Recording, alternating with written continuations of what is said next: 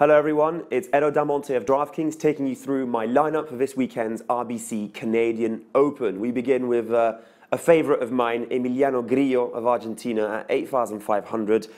What else is there to say, really? Won the Freeze.com Open this year and has since emerged as one of the most promising youngsters on tour. He's got 3 top 15 finishes, drives it very accurately, something that is rather important on this course. And if you consider the lack of elite competition, he could run out winner once again.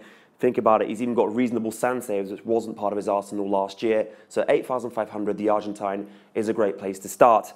We continue with someone who is similarly priced, Roberto Castro at 8,400.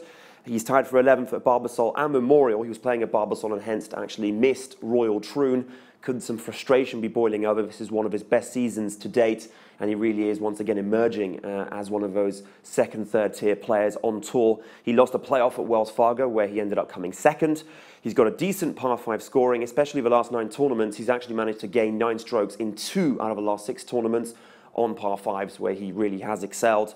You also consider that he can be a tad boom or bust, but even if he does bust out, he will probably make the cut, so that money won't be completely wasted. And his driving accuracy has been above 66% in 6 of the last 7 tournaments. He's also done well here. Tied for 20 last year, despite having a nightmarish final round. He went from 20th to 42nd. He was 34th the year before then, and 6th in 2013. So he's got enough knowledge of what it takes to win in Canada to do well here. We move on to our third pick. So we've gone down from 8,500 to 8,400 and now down to 8,300. Kevin Kisner, who's also been a little bit up and down, but he aced the Dean and DeLuca where he came 10th, was really good at Bridgestone where he tied for 16th. What I really like about Kisner is that he can potentially win any tournament in this kind of range, and he's got really good eagle scoring. He is 27th in that particular category.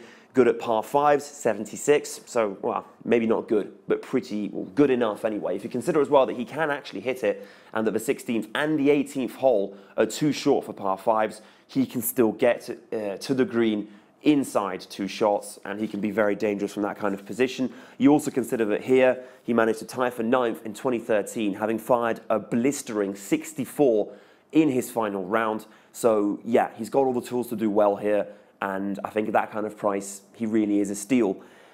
We go upwards now. Matt Kuchar at 10,600 is my elite pick for this weekend. And well, speaking of elite, I do have some doubts about picking the top 2 players who've just come back from Scotland. We're talking, of course, about Dustin Johnson and Jason Day, who's the most expensive. And yeah, that's my problem because, so last year Day won ahead of Johnson, but generally speaking, elite players don't come and win this. You know, Brandt Snedeker won a couple of years ago, Sean O'Hare, Carl Peterson, Shez Reavie, I can't remember how you pronounce it, but that's the kind of player who wins this tournament. So I'd almost rather go for a Grillo or even a Kuchar, since he's been so consistent. He's come 2nd, 4th, and 7th here from 2013 to 2015. He's also tends to ace for smaller tournaments, top 6 at Memorial, at Byron Nelson, Dean and DeLuca. So he's the kind of guy who can ace it. And even in Scotland, where he shot 75 and 76 in his last 2 rounds, he still managed to come 46. So he was still a reasonable return for that investment. So yeah, he's very unlikely to disappoint you. We move on now to our 5th pick, Hudson Swafford at 7,000. Now, what I really like about this guy is not just the power, he's 8th in driving distance, but the fact that he combines it with a 69th place in accuracy. Now, if you consider this, driving accuracy, being at the top of that list is a good thing, but it doesn't necessarily make you an elite player. Out of all the top guys, only one of them, in my opinion, is in the top 15 players, if I'm not wrong, and that's Henrik Stenson. Funny I should mention him. But beyond that fact, a lot of the good players will be very good at one of those categories and, above average in the good category in the other. So the fact that Swafford is 8th in distance and 69th in accuracy, in my opinion, puts him in quite a sweet place because you still do need to be powerful here near Toronto. So yeah, I really like him. And he missed 4 cuts, had a really nightmarish time around the time of the Zurich Open. Has since made 7 cuts in a row, including T for 21 at Quicken. He's also very good at birdie average, 48th. Average in sand saves, and 52. Yeah, he's 52nd in eagles. So for that kind of price, 7,000, I think he's a pretty good pick.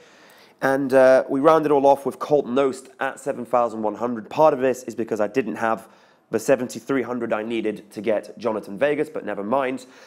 He still is very good. He's really been on excellent form, has never had a season as good as this. He has never only been cut twice.